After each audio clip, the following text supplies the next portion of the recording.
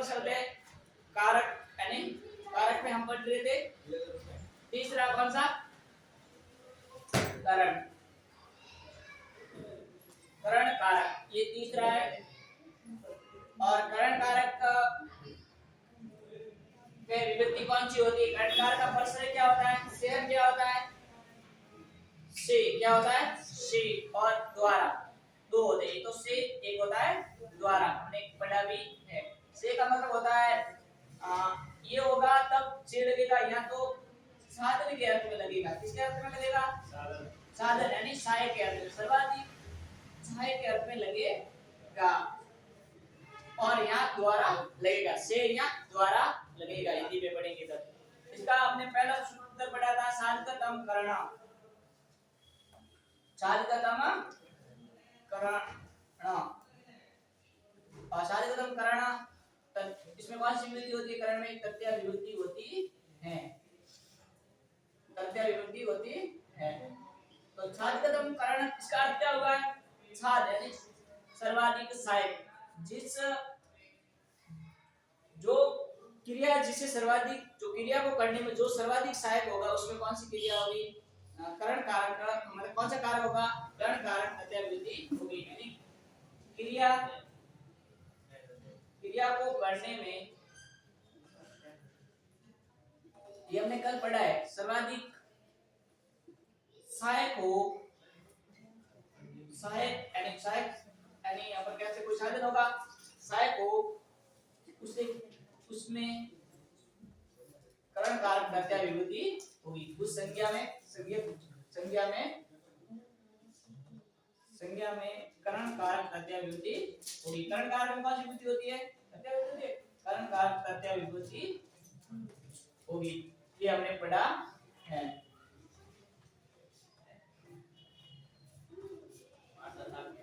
जैसे वह कलम से लिखता है, वह कलम से लिखता है, वह कलम से लिखता है।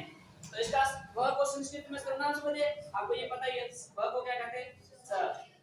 वह कलम से लिखता है, तो कलम में कौन सी विधि हो जाएगी? तृतीया विधि हो जाएगा कलम में। और लिखता के लिए ये स आया है, प्रथम पुरुष का आया, तो धातु भी वर्तमान काल की बात हो रही है, तो लिखती ही आएगा।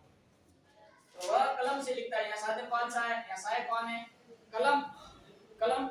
अगर यहाँ मैं कहूँ वह पत्थर कलम से लिखता, कलम पत्थर कलम से लिखता है, तो पत्थर क्या होगा? कर्म होगा। क्या होगा? कर्म। तो पत्थर हो जाएगा, इसमें विभक्ति हो जाएगी। करना किसको जा रहा है? करता। कर्म का कौन पत्थर को लिखना चाह रहा है, जो काम करना चाह रहा है उसमें तो होगी द्वितीय विभक्ति, और जो साधन उपयोग कर रहे हैं उसमें होगी तृतीय विभक्ति। यानी तृतीय विभक्ति करण कारक, द्वितीय विभक्ति में कर्म कारक होता है। ये हमने कल पढ़ा। और पढ़ा हमने यन अंगाकार तृतीय विभक्ति, जिसमें अंग विकार हो उसमें भी कौन सी विभक्ति होती है? कोई भी अंग, जैसे वह आंख से काढ़ा है, तो किससे काढ़ा है? तो वह आंख से काढ़ा, तो स अक्षना काढ़ा, स अक्षना काढ़ा अस्ति, ये भी हमने पढ़ा है। वह पैर से लंगड़ा है, तो किस वो लंगड़ा है, तो इसमें आगे वो पैर से लंगड़ा है, तो किससे लंगड़ा है? पैर से। तो वह के लिए स, और किससे कर रहा है? पैर से। तो पैर पादेन लंज अस्ति, लंज अस्ति, ये हमने कल लिखे हैं। और हमने इसके बारे में थोड़ा पढ़ा था, साधन ये तो ये पढ़ा था, ये पढ़ा था साधन के अर्थ में, एक पढ़ा हमने यनंगार के अर्थ में। एक कुछ लक्षणवाची पद होते हैं, कैसे? जैसे वो जटाओं से तपस्वी लगता है, अब उसमें लक्षण क्या है? जटाओं से तपस्वी लगता है, किससे लगता है? जटाओं से, तो जटा भी हो जाएगा उसमें, जैसे स्व स जटा भी तापस प्रतीयते, वो जटाओं से तपस्वी लगता है। जैसे बालक गणवेश से विद्यार्थी लगता है, तो किससे लगता है? गणवेश से। तो बालक गणवेश से है ना, विद्यार्थी प्रतीयते, लगते का मतलब प्रतीयते, ये हमने कल पढ़े थे। जैसे राम ने लता जल से मुंह धोती है, तो लता जलन जल से, तो साधन क्या है? सहायक क्या है? जल जलन धोती है, मतलब प्रक्षालयति, क्या हो जाएगा? प्रक्षालयति, ये हमने कल सभी बड़े हैं। और हमने पढ़ा था स के युक्त में भी तृतीया विभक्ति होती है। तो स युक्त तृतीया विभक्ति, स के युक्त में किस कौन सी विभक्ति होती है? तृतीया विभक्ति होती है। जैसे वो पिता पुत्र पिता के साथ बजा जाता है, वह पिता के साथ बजा जाता है। तो किसके साथ जा रहा है? स पितृण साथ में किसके जा रहा है? सारे कौन है? पितृण। तो पिता में कौन सी विभक्ति हो जाएगी? तृतीया पितृण। और जाता है मतलब गच्छति। वह पिता के साथ बजा जाता है, तो वह के लिए स पितृण। और पितृण के बाद में क्या है? सह। सह यानी साथ। क्या होता है? साथ। तो सह इसके युक्त में भी कौन सी विभक्ति होती है? तृतीया विभक्ति होती है। ये आपको याद रखना है। तो सह युक्त तृतीया विभक्ति होती है।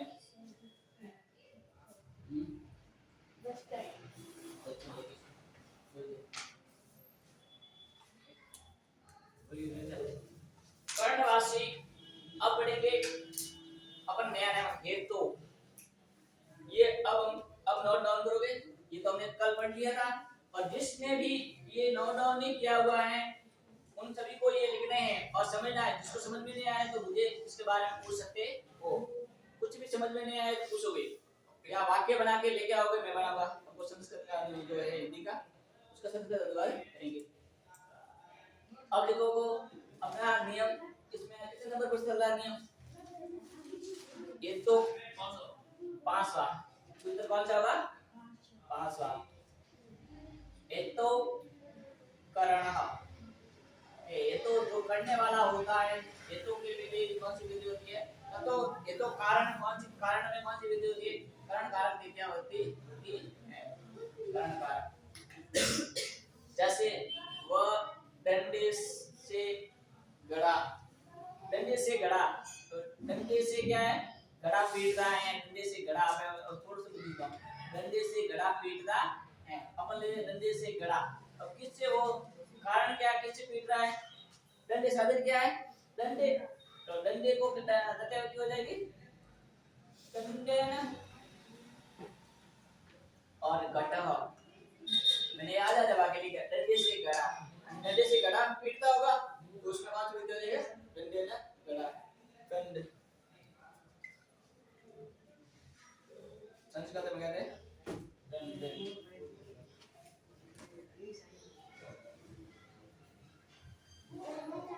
अब जैसे एक कहते हैं पुण्य से हरि को देखता है। किससे दिख रहा है? पुण्य से हरि को देखता है।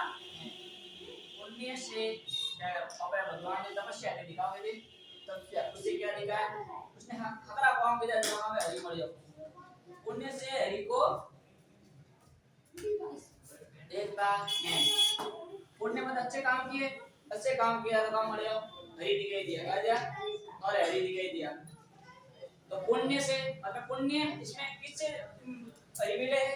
पुण्य से। तो पुण्य में कौन सी विधि हो जाएगी? तृतीया विधि हो जाएगी पुण्य। और कौन मिल रहा है? जिसको हम साह रहे थे वो हरि।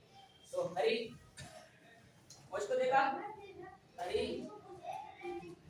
और हरि को देखता है तो मतलब क्या हो जाएगा? कृष्ण। ये ज्यादा इंपॉर्टेंट नहीं है तो भी लिख दो। इसके ये लिख दो दोनों।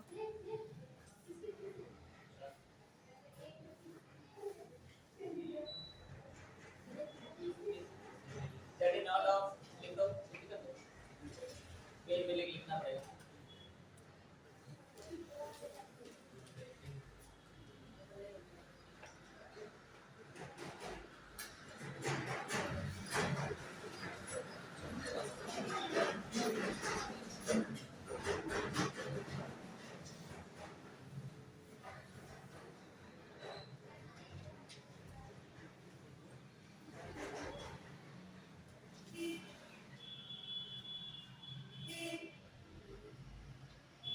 देखो लिख दो।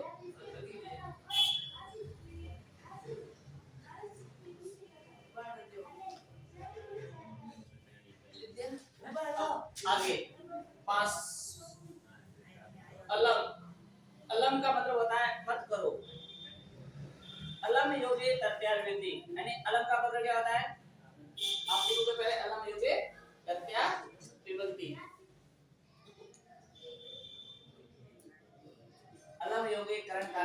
विभूति होती है।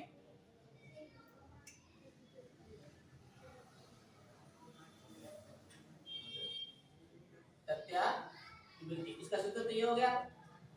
तो अलम, अलम का मतलब क्या होता है? अलम का मतलब, अलम जब शब्द आता है तो अलम का मतलब होता है, अलम होता है मत करो। किसके लिए होता है? मत करो, रोकने के लिए, मत करो। निषेध के लिए, किसके लिए आता है? निषेध के लिए, मत करो। मत करो मतलब किसी को रोकना। अलम किस शब्द लगेगा तो इसका अर्थ क्या हो जाएगा? मत करो। यानी निषेधार्थ के योग में, मत करो मतलब निषेधार्थ, निषेधार्थ, निषेध का अर्थ में, निषेधार्थ के अर्थ में, निषेधार्थ के अर्थ में कर्ण कारक प्रत्यय होती है। कर्ण कारक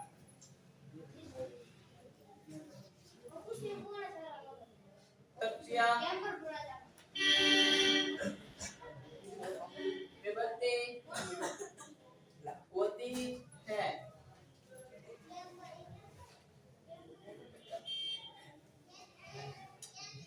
तो अलम का मतलब होता है मत करो, निषेध। क्या होता है? निषेध, निषेध रोकने के लिए।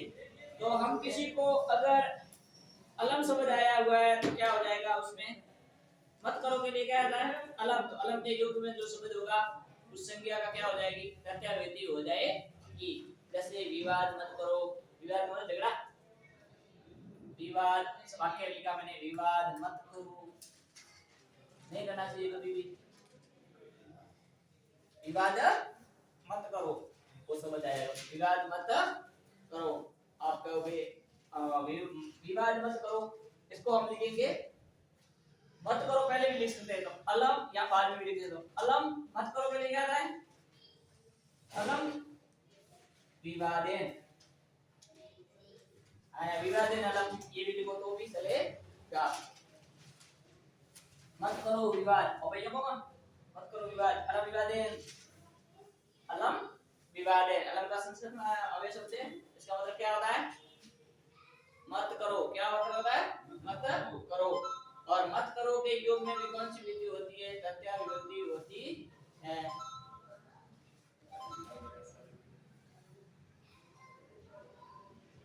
अलम विवादेन, मत करो, विवाद मत करो। तो मत करो के योग में क्या विधि होती है? मत, क्या मत करो, इसका ये क्या शब्द है? अव्यय। और अलम यानी मत करो, और ये शब्द आया तो इसके अंत में जो संज्ञा होगी इसमें कौन सी विधि हो जाएगी? प्रत्यावृत्ति कर्ण कारक हो जाएगा। कर्ण कारक प्रत्यावृत्ति। अब इसका आपको कारण पूछेंगे, क्या पूछेंगे? कारण। तो कारण क्या लिखोगे? बताओ, ये वाक्य आया और ये शब्द लिखा हुआ है तो विवादन, आप पहले तो लिखोगे कारण कारक प्रत्यावृत्ति। ये तो क्या लिखा हमने? कारक और विभूति लिखी है, ये तो कारक लिखा है, हमने क्या लिखा है? कारक व विभूति, कारक व विभूति। और तत् कारण क्या होगा? बताओ, दो लिखना होता है ना हमें, एक तो विभूति लिखनी पड़ती है, और कारण क्या लिखोगे? अलम योगी, अलम योगी, अलम, अलम क्या ये लिखोगे? मत करो, निषेध के, अलम यानी मत करो। अलम मतलब क्या होता है? मत करो, या निषेधार्थ के अर्थ में के योग में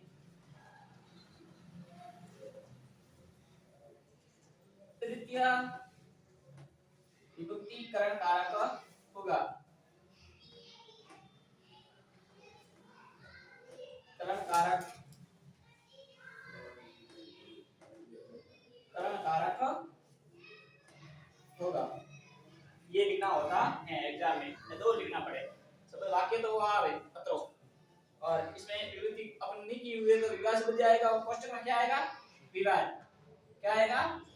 विवाद ऐसे हो जाएगा। तो आप क्या करोगे? विभाजन करोगे, ये करोगे विभाजन, और फिर लिखोगे इसका, ये तो करण कारक और प्रत्यावृत्ति, और ये तो लिख दिया विभूति और कारक, फिर लिखोगे इसका ये विभूति और कारक लिख दिया और फिर क्या लिख दोगे कर्ण कारक लिख दो ये कर्ण कारक लिख दो ये, तो ये हो गया तन कारण। तो ये दोनों लिखना पड़ता है एग्जाम में। अननोन अननोन बे नंबर आवे सवाल एक ही आएगा, इसका भी एक नंबर इसका भी एक नंबर, कारण भी एक नंबर का और ये विभूति और कारक बताने का भी एक और शब्द एक बार भी है गड़ो कारण अननोन बेयर एक नंबर अननोन एक नंबर, तो ये लिखना जरूरी होता है। ऐसे लिखा जाता है एग्जाम में पूरा पूरा। अब जैसे देखो अलम कलम कोलाहल है, तो कोलाहल करने के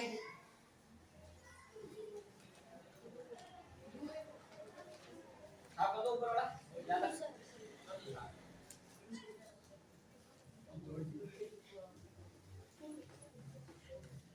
अब जैसे वाक्य आया कोलाहल मत करो, क्या आया कोलाहल मत करो, कोलाहल मत करो मतलब आवाज कौन है भाई कोलाहल मतलब आओ देखो तो बाहर कोई भाई नहीं पड़े वो आओ कोलाहल काम है कोलाहल, तो इसके कोलाहल मत करो के लिए क्या आता है अलम और को इसका क्या हो जाएगा कल एन, क्या हो जाएगा कल एन, क्या हो जाएगी कोलाहल की कल एन, कलह शब्द होता है संस्कृत में क्या होता है कलह, कलह यानी देखो वाद वीडियो आ रहा है देखो आएगा कड़ा आ गया, तो इसकी तथ्यविधि हो जाएगा कलहन, क्या हो जाएगी कलहन, इसमें तो तथ्यविधि का कारक हो जाएगा। और अब क्यों हुआ क्योंकि ये कौन सी अलम आया, अलम यानी मत करो आया है।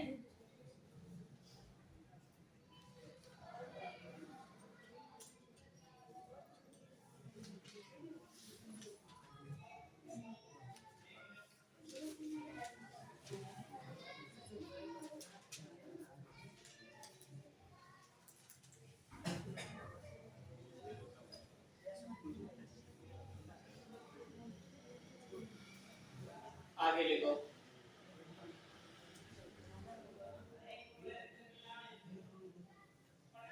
स्टॉप कर दूं पढ़ाओ तो पूरा का, लेकिन आपको मैं जो कुछ शॉर्ट्स है यानी जो ज्यादा एग्जाम में आ रहे हैं वो मैं पीछे पीछे थोड़ा मतलब वाक्य दूं अपने सीधे सीधे, उसमें हिंदी में भी सीख लेंगे और अपने एग्जाम के लिए इंपॉर्टेंट है वो भी दे देंगे।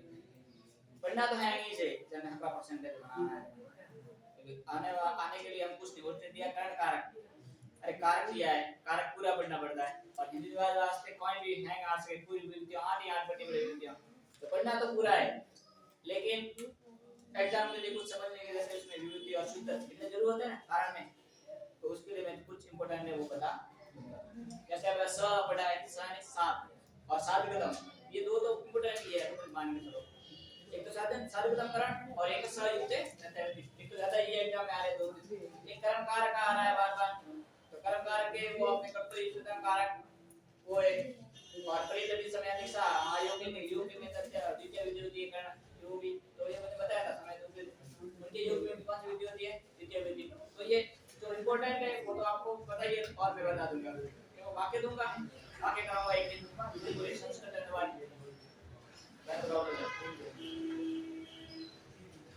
अब लिखो अपर्वगे तथ्या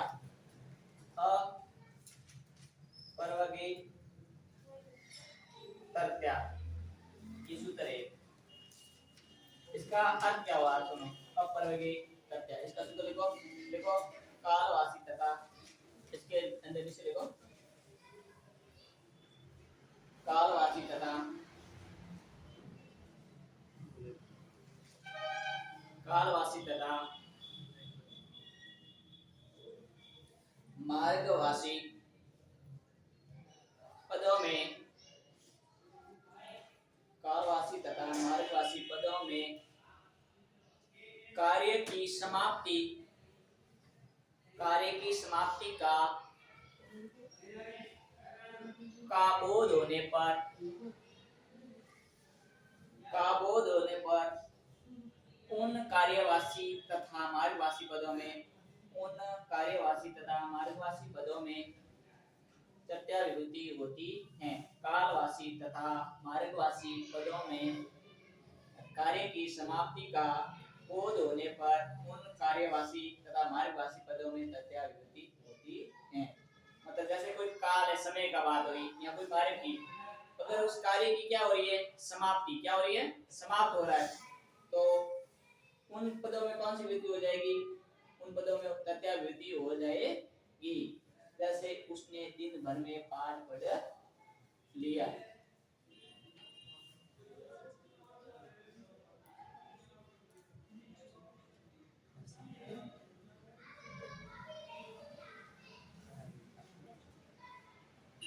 रमेश ने कोष भर में पुस्तक पढ़ ली। कोष भर में पुस्तक पढ़ ली। देखो रमेश ने कोष भर, ये एक कोष भर में थोड़ी देर आ रही हो, कोष भर में पुस्तक पढ़ ली। ये क्या है, कोष भर में मतलब क्या होता है, समयवाची पद है। क्या है, समयवाची। तो समयवाची होने के कारण इसमें कौन सी विधि हो जाएगी, तृतीया विधि हो जाएगी। किसने पढ़ी है, रमेश तो क्या है, रमेश तो क्या है, करता, क्या है, करता। रमेश ने, किसने, रमेश ने।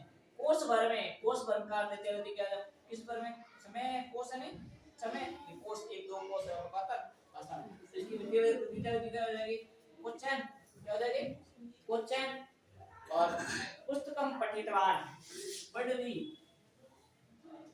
पुस्तकम किसको पढ़ा है, पुस्तको पढ़ ली, और पढ़ ली के कारण ये भाव शब्द बन जाएगा और इसका हो जाएगा पठितवान। क्या हो जाएगा, पठितवान, तो पढ़ने वाला।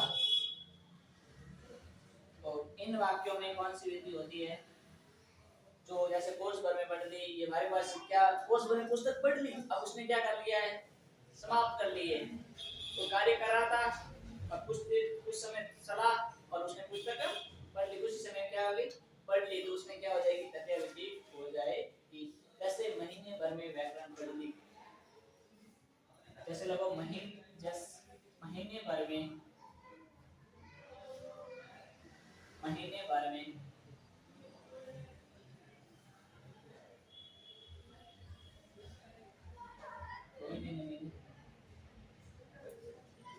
भर में व्याकरण पढ़ ली। अब क्या क्या कार्य, तो क्या करते, हमने एक महीने में व्याकरण पढ़ ली, क्या करते, व्याकरण।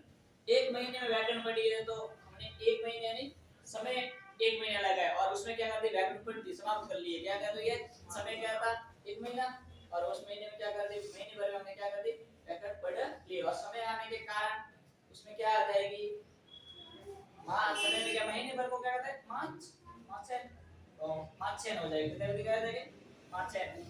किसको पढ़ा है, व्याकरण, तो व्याकरण।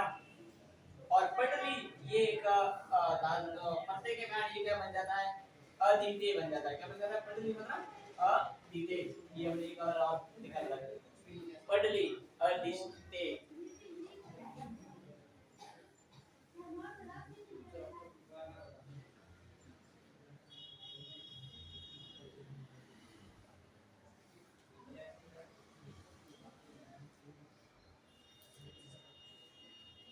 अब लिखोगे नियम सूत्र, तो ऐसे वाक्य आ जाए तो भी कौन सी करनी है, तृतीया विधि होती है। कौन से कालवाची या मार्गवाची पदों में कार्य का समाप्ति होने पर कौन सी विधि होती है, तृतीया विधि होती है।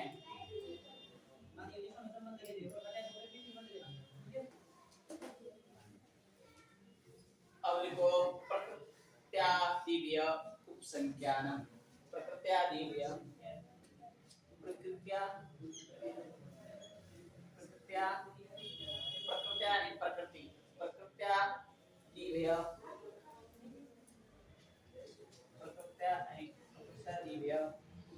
प्रकृत्यादिव्य उपसंख्यानाम,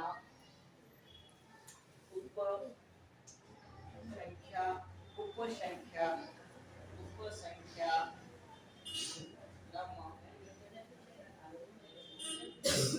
उपसंख्या नमः, उपसंख्या नमः। इसका मतलब क्या होगा कि प्रकृति आदि पदों में प्रत्यावृत्ति होती है। प्रकृति यानी प्रकृति आदि शब्द होते हैं प्रकृति के जो स्वभाव, प्रकृति का मतलब क्या होता है यहाँ स्वभाव हो या प्रकृति जो भी नेचुरल प्रकृति है, तो उसमें कौन सी जो प्रकृति से हो रहा है, स्वभाव से हो रहा है, तो प्रकृति आदि पदों में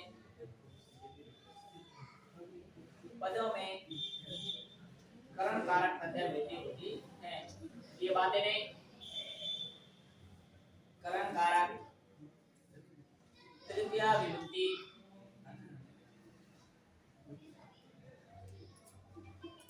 होती है। हाँ सर,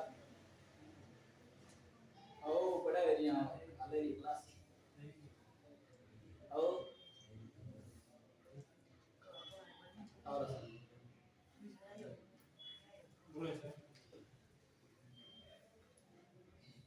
वह स्वभाव से सुंदर है। अब जैसे उसकी प्रकृति क्या है, उसका स्वभाव कैसा है, प्रकृति मतलब उसका स्वभाव, उसका नेचर कैसा है, स्वभाव से मतलब वो स्वभाव से कैसा है, सुंदर है, स्वभाव से कैसा है, सुंदर है। तो वह स्वभाव से सुंदर है, तो वह स्वभाव से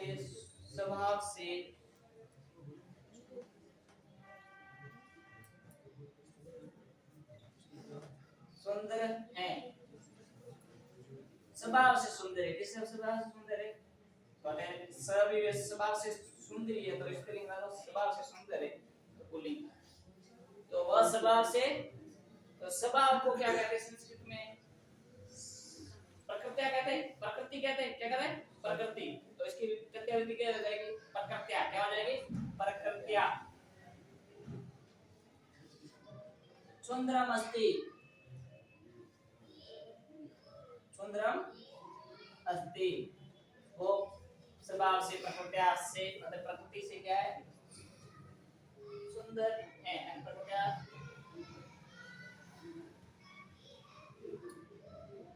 सुंदर को हम सारू भी कह सकते हैं, सुंदरम या सारू अस्ति, सारू क्या क्या कह सकते हैं, सारू भी कह सकते हैं, सारू यानी सुंदर, ये वाक्य शब्द भी लिख सकते हैं। तो ये लिखो यहाँ, ये लिखो, ये प्रकृति से सुंदर है, स्वभाव से सुंदर है, तो इसमें कौन सी वृद्धि हो जाएगी, प्रत्यावृत्ति हो जाएगी। जैसे वह सुख से जीता है, अब उसकी प्रकृति कैसा है, वो सुख से जीता है, वह सुख से जीता है, वह सुख से जीता है, उसका प्रकृति क्या है, नसर क्या है, सुख से जीता, मतलब कभी दुख नहीं आया उन्हें, वो हमेशा हंसता है, वह खुश सुख से जीता है। तो स उसकी प्रकृति सुख से, स और सुख क्या है, प्रकृति सुखी सुखी होता है संस्कृत में, और सुख की प्रत्यावृत्ति हो जाएगी सुख है, क्या हो जाएगी सुख है, क्या हो जाएगी सुखी है। और जीवती, जीता है मतलब जीवती, वह सुख से जीता है, जीवती क्या हो जाएगा जीवती। तो प्रकृति से हो या तो उसमें कौन सी वृत्ति होती है, प्रत्यावृत्तिकरण कारक होता है। तो ये हो गया पूरा, इसमें दो ज्यादा इंपॉर्टेंट है, बाकी तो देख लेना, लेकिन एक तो सयुक्त प्रत्यावृत्ति और सार्थकतम करण कारक प्रत्यावृत्ति, दो सूत्र इंपॉर्टेंट है, इसको थोड़ा अच्छी तरह से देखना सभी को, पढ़ना तो सभी है, लेकिन ये एग्जाम में ज्यादा आ रहे हैं, एक तो सयुक्त वाला और एक आ रहा है सार्थकतम यानी साधन, जैसे वो कलम से लिखता है, वहां पे वो ज्यादा रटने वाला कलम हो, बार बड़ी रटा कलम में कहता है के आवे के पिताजी पुत्र के पुत्र पिताजी के साथ जाता या पिताजी पुत्र के साथ जाता है।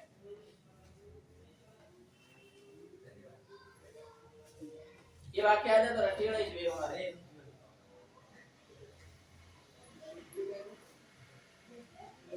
अब हम पढ़ेंगे आगे संप्रदाय कारक, सौता भेद, कौन सा पढ़ेंगे, सौता भेद संप्रदाय कारक। देखो हम कारक पढ़ रहे हैं, उस समय ही हमें कुछ संप्रदाय कारक,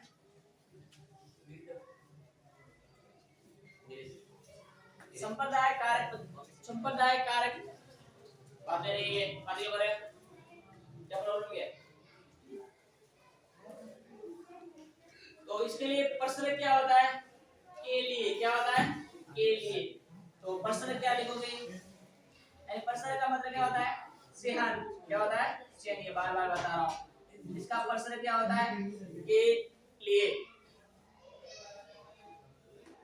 के लिए, के लिए। प्रश्न क्या होगा, के लिए। ये भी एग्जाम में बार बार आ रहा है, ये शब्दों संप्रदाय वाला कारक, कर्म कारक, करण, ये संप्रदाय, ये कारक कारक में ज्यादा आ रहे हैं। बाकी हिंदुत्ववाद के लिए तो कोई भी आ सकता है। संप्रदाय को या संप्रदाय को एक बार संप्रदाय लिखो, संप्रदाय या संप्रदाय कारक, संप्रदाय कारक या संप्रदाय। तो इसमें के लिए सीन होता है, और इसका ये किसके, इसमें विभूति कौन सी हो जाएगी, हाँ चतुर्थी, चतुर्थी विभूति हो जाएगी।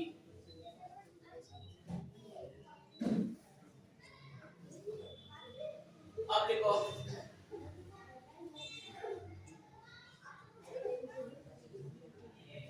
कर्मणा यम विपरीति, ये कर्मणा यम विपरीति, कर्मणा यम विपरीति, कर्मणा यम यम विपरीति ससंप्रदान,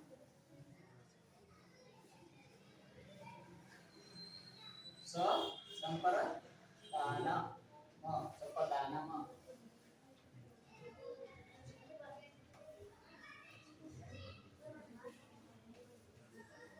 इसकी संप्रदाय संज्ञा होती है। जैसे कर्म द्वारा यम यानी जिसको अभिप्रेति पसंद किया जाता है, कार्य कर्मणा यानी कार्य, कर्मणा यानी हमारे क्या होगा, कार्य या कर्म, कर्म या कार्य, कार्य। यम विपरीति, या यम के लिए, यम यम का मतलब जिसको, यम का मतलब क्या होता है, यम और विपरीति, अभिप्रेति, और इसका अर्थ होता है जिसको अभिप्रेति, अभिप्रेति यानी क्या होता है, पसंद किया जाता है, कुछ पसंद किया जाता है, मतलब कुछ किया जाता है, पसंद किया जाता है, किया जाता है, यानी इस क्वेश्चन में लक्ष्य को कुछ किया जाता है, कुछ कुछ। अब देखो कर्ता जिस कार्य द्वारा, देखो कर्ता यानी जो कर्ता होगा, कर्ता किसी कार्य द्वारा, कर्ता किसी कार्य द्वारा, लिख दिया ये 9-10 रुपए लिख दिया।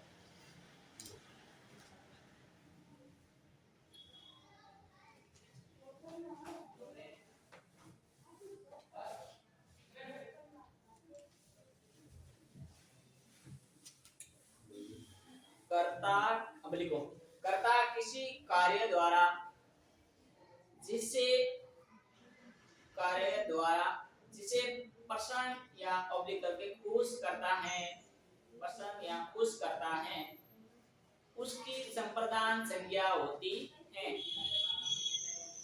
उसकी संप्रदान संज्ञा होती है। यानी कर्ता जब कर्ता द्वारा कर्म करके, कार्य करके जिसे पसंद किया जाता है, उसमें कौन सी क्रिया होगी, संप्रदान क्रिया होगी, चतुर्थी संप्रदान है।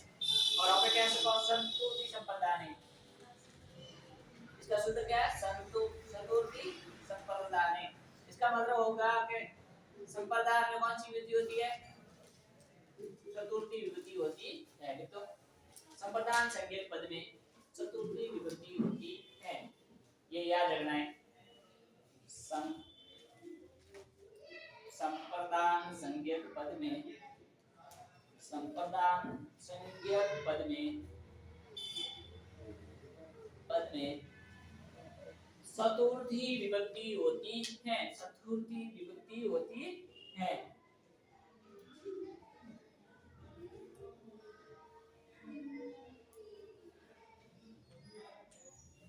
अब ये सब कुछ चतुर्थी विभक्ति होती है ना, तो किसी के देने के योग में होती है, यानी किसी को ऐसा व्यक्ति को दो, जैसे आप कंबल दे रहे हो, या किसी को गाय भेंट कर रहे हो, या कुछ कन्यादान कर रहे हो, तो मतलब वो जो चीज, कोई भी वस्तु आप दे रहे हो या आप किसी को दे रहे हो, संप्रदान कर रहे हो, तो वो वापस लेने का भाव नहीं हो। मतलब वो चीज जो कंबल दो, गरीब को कंबल भेंट किया, या किसी बच्चे को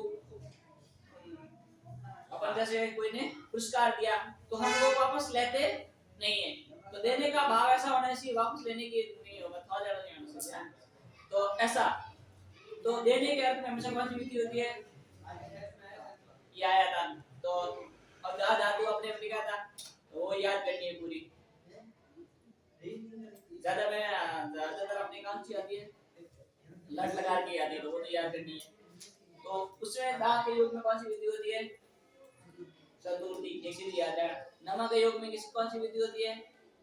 चतुर्थी। नमस्कार करते हैं, यानी पासा गुरुजी माने पासा नमस्कार करें हम, यानी गुरुजी को आप नमस्कार करें, गुरुजी को नमस्कार, तो यानी खाने के नमस्कार, नमस्कार की तरह एक सर गुरुजी माने करो, यानी।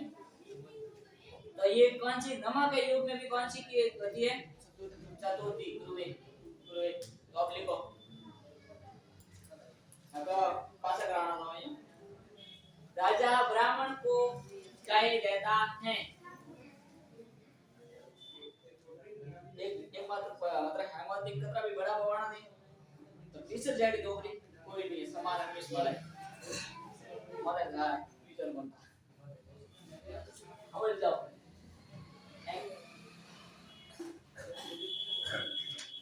पूरा ही बोलो। राजा, जैसे राजा ब्राह्मण को गाय देता है, जैसे राजा मार्कर में एक बना हुआ पिको पिको देखिए जो कौन दर ये मारते चलेंगे।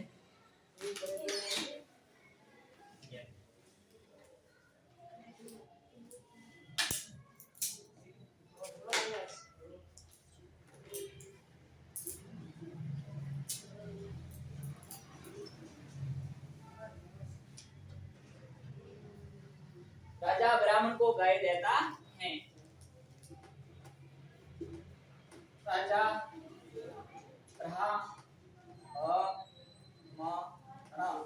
ये देखो ब्राह्मण नाम देख लो, ब रा आलो म निसो ना, ब्राह्मण क्या है?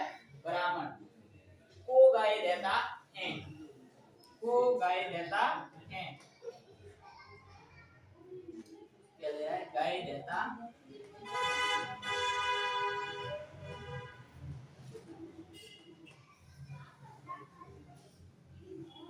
अब यहाँ क्या दे रहा है? किसको दे रहा है? खुश कौन होगा?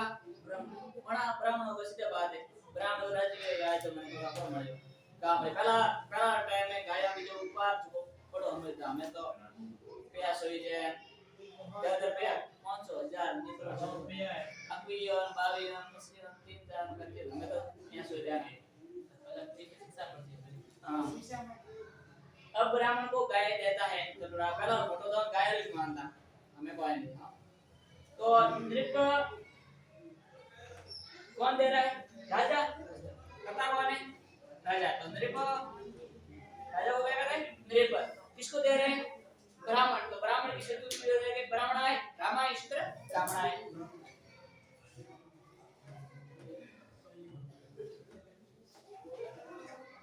तो ब्राह्मण को किसको दे रहे हैं?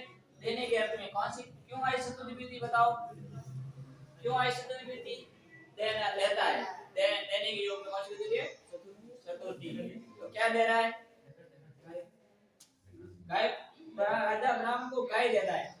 तो गाय में गा गा गाय मतलब तो गा की स्तुति विधेय क्या होगी गा म क्या हो जाएगी द्वितीय विधि सॉरी गाम क्या हो जाएगी कर्म क्या कर रहा है गाय को देने का गाय में कौन सी विधि हो जाएगी द्वितीय और नृप ब्राह्मण को गाय देता है मतलब एक गाय देते तो यहाँ वाक्य में क्या है राजा ब्राह्मण को गाय देता है एक चीज के लिए आ रहा है एक के लिए क्या आता है दा धातु का लट लगा व राजा तो क्या आता है ददाती ददाती दत्ता दत्ती दत्ती बहुवचन का ददाती क्या है ये सब भी ध्यान रखना जरूरी है ये किसका है एक वचन का बहुवचन का ददाती याद रखो एक वचन का है क्योंकि गाय कितनी दे रहा है राजा को एक राजा ब्राह्मण को गाय देता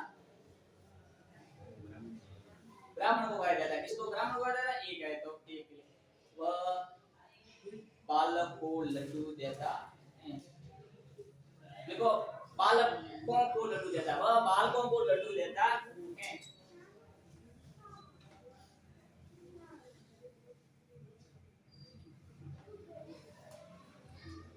बालकों को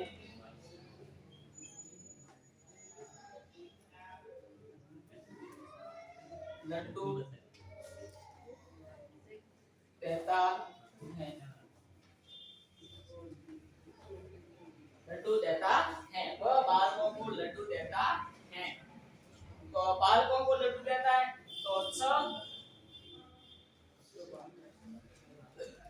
बालका बाल के पेय चतुर्थी विधि का बहुवचन क्या होगा बाल के पेय बालकों में चतुर्थी बहुवचन होगा बालकों मतलब यहाँ बालक कितने हैं बहुत सारे तो बहुत सारे के लिए क्या आता है बालक के पेय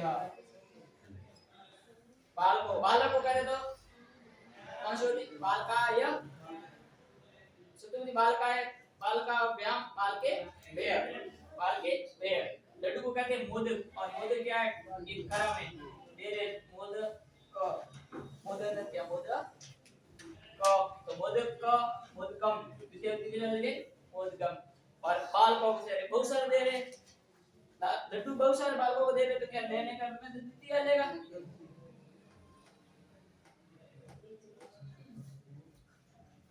ये फर्क अपन को पता हो ना सही है अब देखो राजा गरीब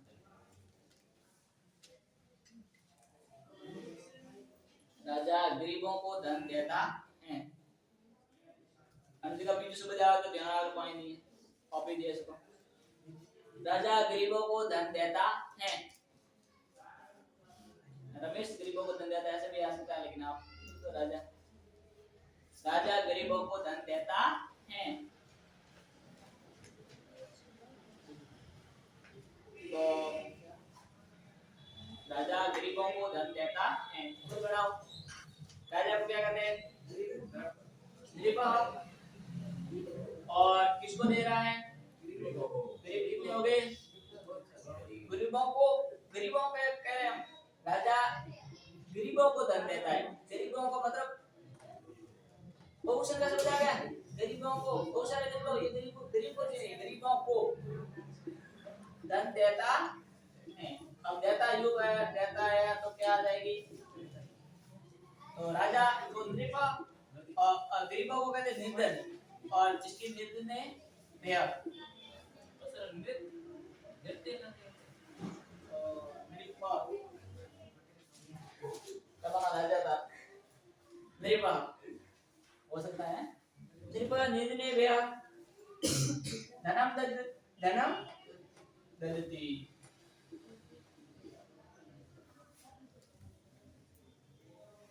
तो गरीबों को धन दे रहा है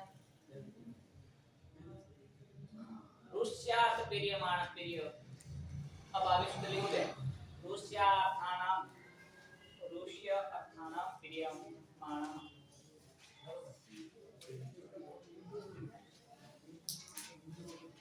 अब आगे लिखोगे लिख दिया नया सूत्र है अब आगे जो देने के योग में आगे तो अपन सूत्र कौन सा था कर्मणान्यम विपरीति ससंप्रदानम ये सूत्र याद करना है देने के योग में ठीक है अब रुष्यार्थानाम ऋषियात् नाम प्रियमाणम्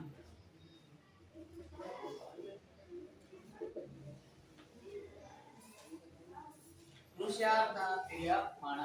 अब लिखो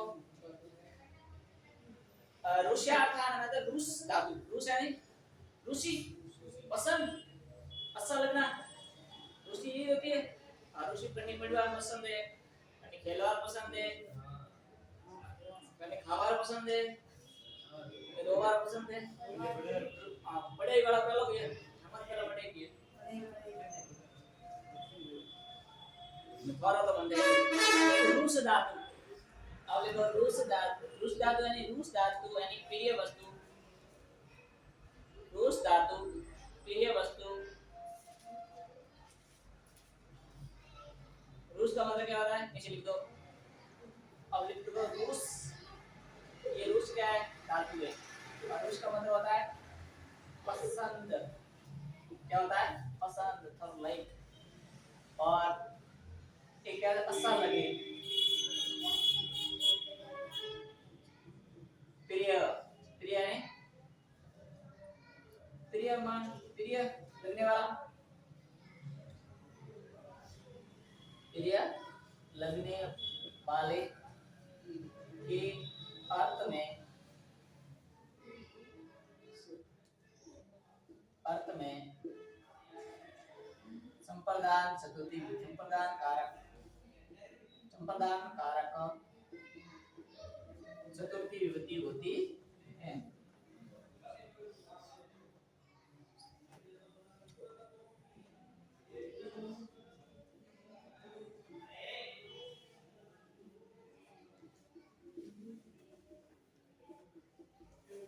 प्रिय लगने वाले, यहाँ अच्छा लगने वाले, रूस पसंद, अच्छा लगने और प्रिय लगने वाले अर्थ में कौन सी विधि होती है, संप्रदान। एक तो पसंद लागे या एक दाग योग में यानी दा धातु के योग में, देने के योग में, इन दोनों में कौन सी विधि होती है, चतुर्थी विधि होती है। जैसे देखो, हरि को भक्ति अच्छी लगती है, हरि को भक्ति अच्छी लगती है, हरि को भक्ति, इसमें बार बार देखो करने वाला, हरि को भक्ति अच्छी लगती है।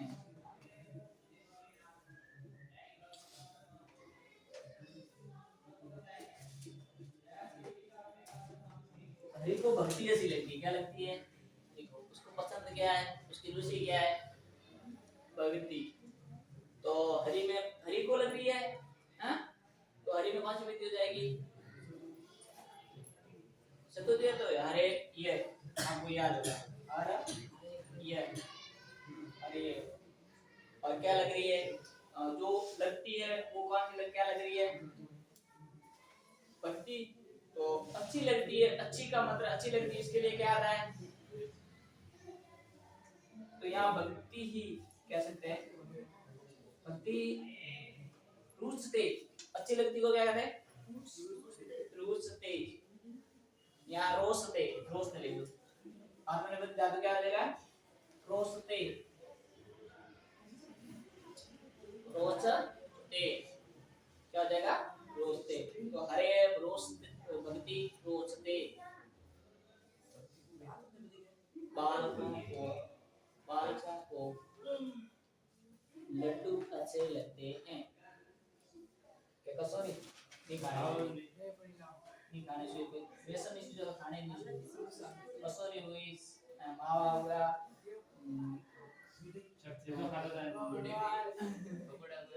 तो ये मतलब नहीं खाना सीधी ज्यादा खाने, खाने का तो गुलाब जामुन है, जो स्पेशल गुलाब जामुन है, छोला है, ये पा खाना, ये नहीं खाना, अवश्य नहीं खाना चाहिए, कसर नहीं खाना चाहिए, ये नहीं खाना। बालक को लड्डू अच्छे लगते हैं, बालक को, बालकों को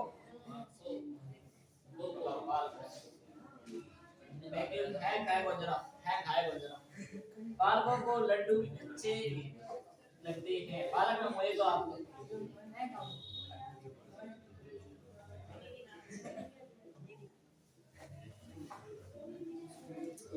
बालक को लड्डू अच्छे लगते हैं अरे बालकों को लड्डू अच्छे लगते हैं। तो अगर बालक को आ जाए तो क्या हो जाएगा बालकाय यहाँ बालकों को तो बालक की शत्रुति क्या हो जाएगी बाल के ये भी शत्रुति तृतीयाविधि और शत्रुति क्या चतुर्थी पंचमी और षष्ठी चतुर्थी और पंचमी कौन सी होती है बाल के व्यय होती है तो इसका चौथी में भी कौन सी हो जाएगा बाल के व्यय और जो यहाँ बालक को आ जाती है तो क्या लिखते बालकाय चतुर्थी बालकाय बाल के बालकों को लड्डू से लगते हैं लड्डू को कहते हैं हमेशा के मोदक तो मोदक कम और रूस धातु जो में आती है तो रूस धातु का ये आत्मी पति क्या आ जाएगा रोस्ते आपको कब समझना है रूस धातु के योग में कौन सी विधि होती है चतुर्थी विधि होती है तो एक तो किसके योग में दा धातु के योग में चतुर्थी विधि होती है ये बातें मत करो थोड़ा मैं मन लगा पढ़ो हमें तो थोड़ा तो दिया है तो बालक को लड्डू अच्छे लगते हैं तो रूस धातु के योग में भी कौन सी विधि होती है चतुर्थी और हमने आगे पढ़ा दा धातु के योग में भी कौन सी विधि होती है चतुर्थी दोनों पढ़े दा और रूस अब आएगा नमः स्वस्ति स्वाहा शुदा अलमः ये नमः स्वस्ति स्वाहा स्वाहा लेकिन इसमें हमारा इंपॉर्टेंट कौन सा है नमः क्या है नमः नमस्कार तो हमने करो करो मतलब नाम दिया और भाषा में कड़ाम को नाम में जाकर बोलो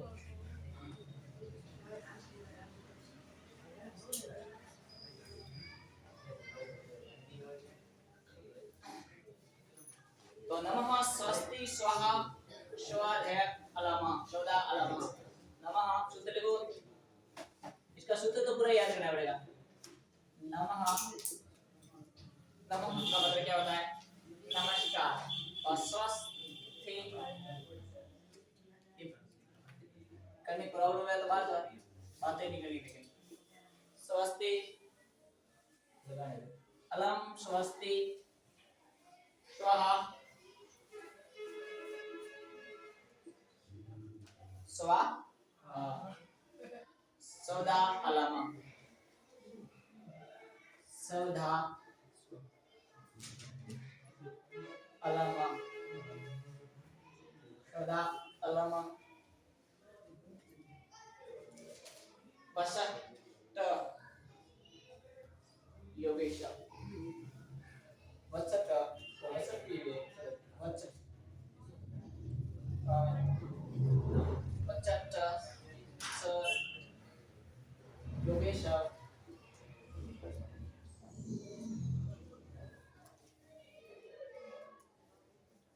योगेश संपदा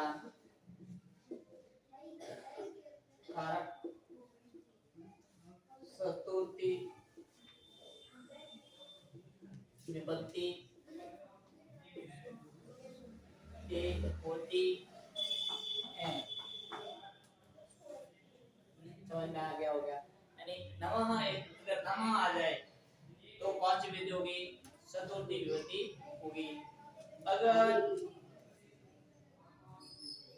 स्वस्ति आ जाए तो भी कौन सी होगी चतुर्थी विधि होगी स्वाहा आ जाए तो भी कौन सी विधि होगी चतुर्थी विधि होगा सौदा आ जाए तो भी कौन सी होगी और वसत आ जाए तो भी कौन सी होगी हमने यहाँ अलम समझ लिया है अलम हमने पहले भी पढ़ा है अलम के योग में कौन सी विधि होती है तृतीया विधि होती है लेकिन वो किसके अर्थ में होता है मत करो के योग में होता है निषिद्ध यहाँ अलम होगा पर्याप्त अब समय क्या है पर्याप्त के अर्थ में मत करो नहीं निषिद्ध नहीं रोकने के लिए पर्याप्त है अब इतना पर्याप्त है तो ये पर्याप्त के अर्थ में एक आता है एक किसके आता है अब लिखो नमः का मतलब होता है नमस्कार नमः का अर्थ क्या होता है नमस्कार नमस्कार क्या होता है हिंदी में नमस्कार स्वस्ति का मतलब होता है कल्याण स्वस्ति का मतलब क्या होता है कल्याण और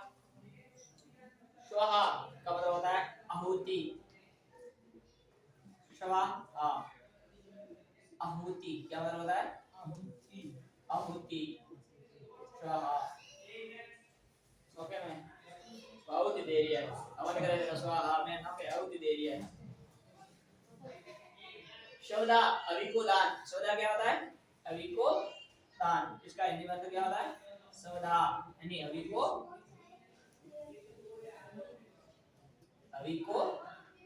दान, अभी को दान, अभी को दान जो सीधे शब्दा अभी को दान। ये होता है अलग। अलग यहाँ कौन सी होगी? अलग का मतलब दो तरह से हो जाता है। हमने अलग पढ़ी थी, एक का पढ़ा था मत करो, क्या पढ़ा था? मत करो, निषेध। मत करो मतलब हिंदी द्वारा आता था, उसका मतलब निषेध। क्या होता था? निषेधार्थ। और निषेधार्थ के अर्थ में कौन सी विधि होती थी? तथ्या विभक्ति। कौन सी विधि होती थी? तथ्या विभक्ति। लेकिन यहाँ क्या होगा? पर्याप्त। अब रुको, पर्याप्त है। अब कोई झगड़ा मत करो, ऐसे नहीं कहूँ, झगड़ा मत करो, उसमें तो ये है। अब युद्ध पर्याप्त है, ऐसे कहूँ तो क्या पर्याप्त शब्द आया तो क्या लगोगे?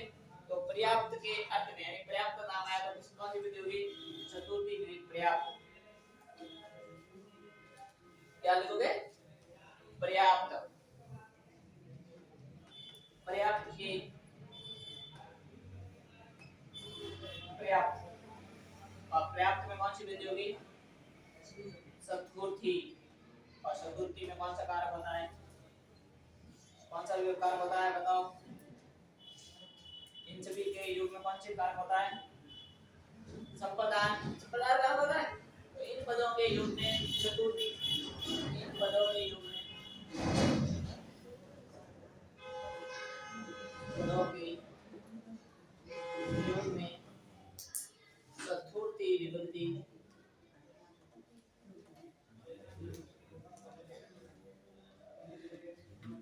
संप्रदान कारक होगा।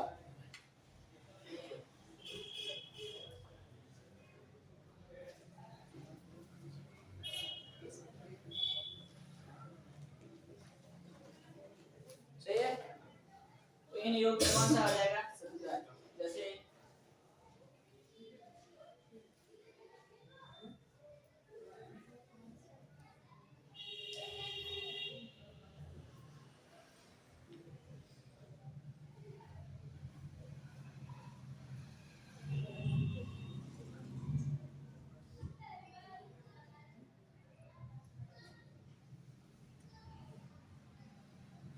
देखो, गणेश जी के लिए नमस्कार।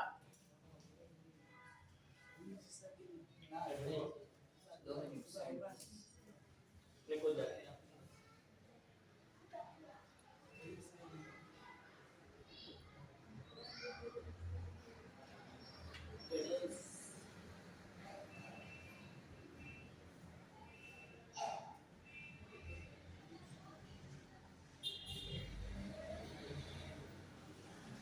गणेश जी, गणेश को नमस्कार ऐसे भी लिख सकते हैं। गणेश के लिए नमस्कार के लिए भी लिख सकते हैं, गणेश को नमस्कार। अब गणेश को नमस्कार यानी गणेश के लिए नमस्कार ऐसे भी कह सकते हैं। तो गणेश के लिए नमस्कार या के को नमस्कार, गणेश के लिए नमस्कार, गणेश के लिए नमस्कार। अब गणेश के लिए नमस्कार है, गणेश के लिए नमस्कार है, तो गणेश में कौन सी विधि हो जाएगी बताओ? चतुर्विधि। तो क्या हो जाएगा? गणेशाय, गणेशाय नमः। नमः आने के कारण कौन सी विधि हो गई? चतुर्थी विभक्ति हो गई। अब मैं गुरु जी को नमस्कार, गुरु को नमस्कार, गुरु के लिए नमस्कार,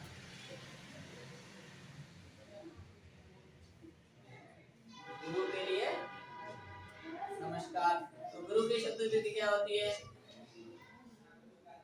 चतुर्विधि क्या होती है? गुरुवे। क्या होती है? गुरुवे। तो गुरुवे नमः। नमः क्यों आया? चतुर्विधि क्यों आई? याद करो, है हरि है, गुरु है, राम छात्र शब्द है, बालक शब्द है, संज्ञा शब्द है, सर्वनाम को याद करो। अस्मद युष्मद है, इंपॉर्टेंट है, वो तो याद करो। अस्मद है, युष्मद है, संज्ञा शब्द में हमने जो राम शब्द के वो तो सभी के काम आते हैं। राम को बार बार राम से ही बन रहे ज्यादातर। देखो ये जैसे गणेश के लिए तो राम आए तो गणेश आए, राम से भी बन रहे हैं। याद करो जैसे राम का इंपॉर्टेंट है वो याद करो।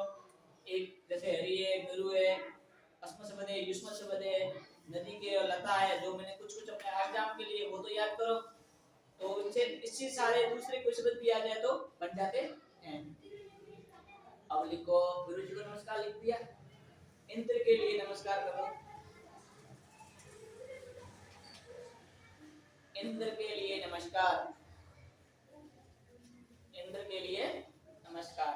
तो इंद्र के लिए नमस्कार का क्या हो जाएगा? इंद्राय। इंद्र के इंद्राय नमः। और सरस्वती का क्या हो जाएगा? सरस्वती के लिए नमस्कार लिखोगे तो सरस्वती। सरस्वती क्या हो जाएगा? सरस्वती।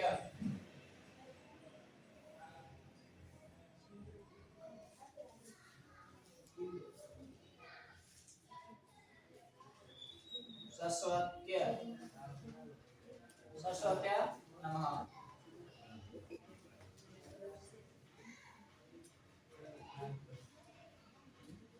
सूर्य के लिए नमस्कार लिखोगे तो क्या लिखोगे? सूर्याय। सूर्य य सूर्याय। तो सूर्य का नमस्कार लिखोगे तो क्या? सूर्य के लिए नमस्कार सूर्याय। ऐसे ही सूर्याय नमः। तो सूर्य के लिए नमस्कार।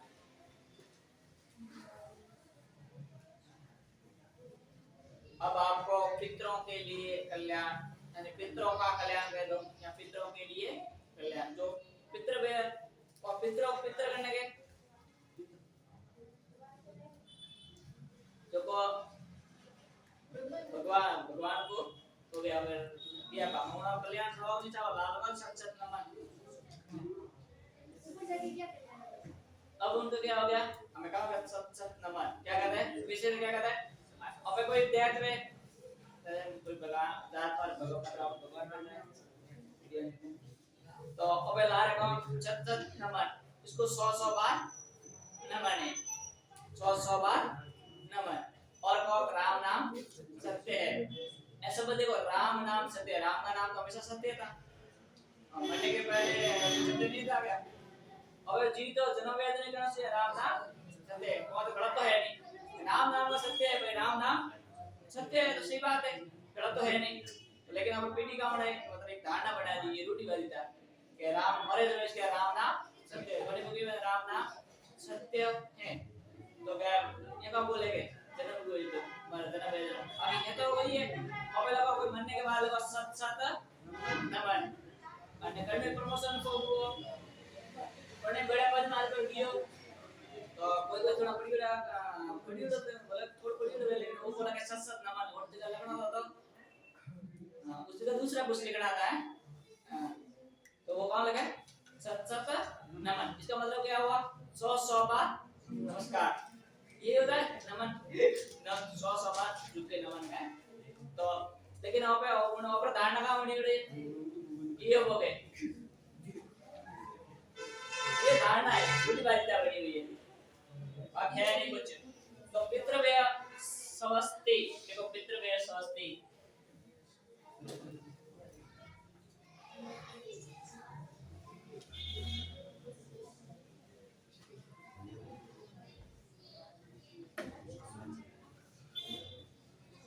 पितृव्यय स्वस्ति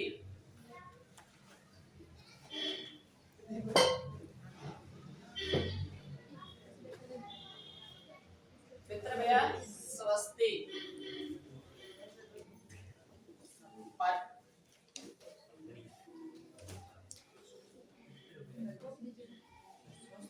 पितृव्यय क्या हो जाएगा?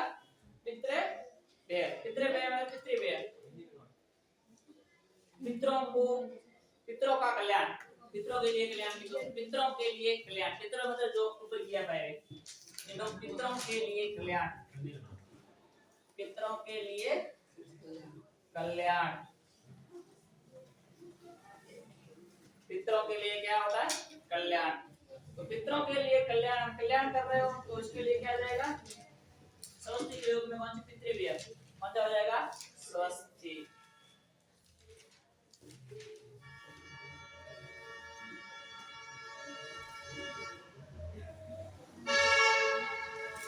अब लिखो स्वाहा, अग्नेय स्वाहा, अग्नेय स्वाहा। अग्नि को क्या हो जाएगा? अग्नि का, अग्नि की आहुति या अग्नि के लिए आहुति। देखो अग्नि के लिए आहुति। स्वाहा या इसमें कौन सी विधि होगी? चतुर्थी विधि होगी। तो अग्नि के लिए आहुति,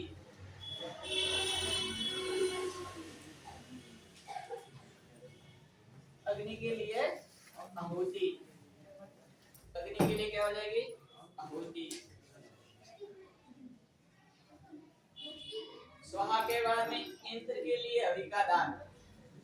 तो इंद्र के लिए हवि का दान, तो इंद्र की षष्ठी विधि क्या हो जाएगी? इंद्र है। और हवन के लिए कौन सा आता है शब्द? इंद्र के लिए हवन, तो सौदा, सौदा। सौदा आने के कारण इसमें कौन सी विधि हो जाएगी?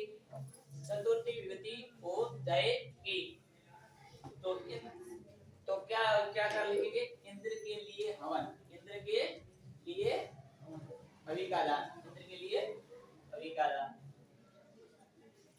इंद्र के लिए हवि का दान।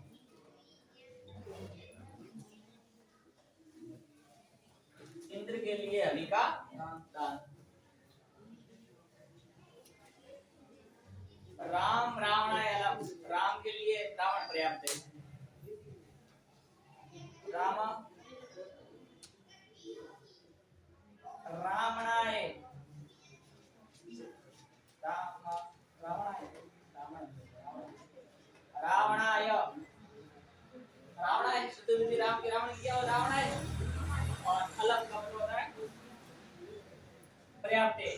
तो राम रावण के लिए पर्याप्त है। किसके लिए पर्याप्त है? रावण के लिए पर्याप्त है। तो अलग यहाँ दो जगह आता है। अलग एक तो मत करो के अर्थ में आता है, एक पर्याप्त के अर्थ में आता है। पर्याप्त के अर्थ में आया तो कौन सी विधि होगी? चतुर्थी विधि होगी। तो राम रावण के लिए पर्याप्त है। राम रावण के लिए पर्याप्त,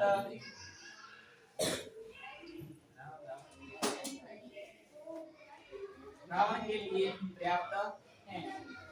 अब किसके लिए पर्याप्त है? रावण के लिए।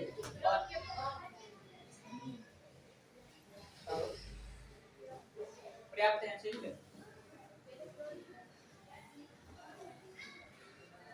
है, पर्याप्त, ये सही है। तो रावण के लिए क्या है? पर्याप्त है, पर्याप्त है। अब आगे पितरों,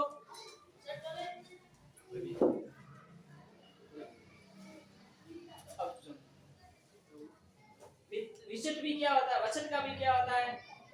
हवि का दान। क्या होता है? वचन का मतलब क्या होता है? हमने वचन भी लिखा था। तो जैसे हम कहते हैं कि इंद्राय वचन, क्या कहें? तो इंद्र के लिए हवि का दान, इंद्राय वचन, इंद्राय वचन, वचन से बताया ना। इसका अर्थ भी क्या होता है? इंद्र के लिए, इंद्र के लिए हवि का दान, इंद्र के लिए हवि का दान। तो इंद्र के लिए हवि का दान, इस वचन का भी अर्थ क्या होता है? हवि का दान। इसका मतलब क्या सुनना है आपको? याद रखना, हमने पढ़ा है एक तो संस्कृत विधि में दादा, दादा देने, देने के युग में कौन सी विधि होती है? चतुर्थी विधि होती है। रोषते यानी रुष धातु, रुष के धातु के योग में कौन सी विधि होती है? चतुर्थी विधि होती है। हमने पढ़ा नमः, स्वस्ति, स्वाहा और सौदा और अलग और वसत, इनके योग में भी कौन सी विधि होती है? तो अपने तीन चीजें ज्यादा याद रखना। एक तो अपने एग्जाम में ज्यादातर कौन सा आ रहा है? वो आ रहा है एक तो नमस्कार, जैसे नमः आता है, क्या आता है? नमः। तो नमः के जो पहले वाला शब्द है उसमें कौन सी वृद्धि हो जाएगी?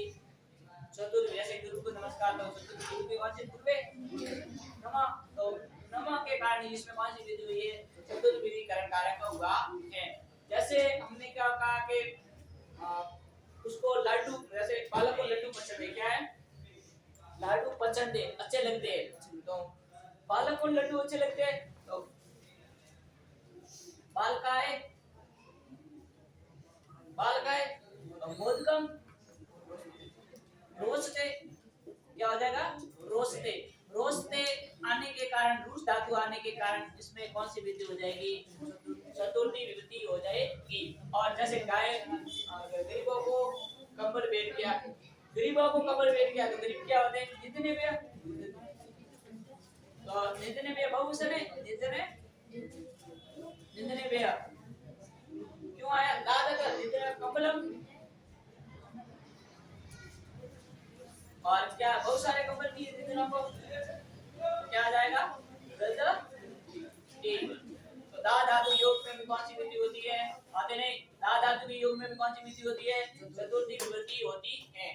अब सुनो, ये वीडियो बंद करो,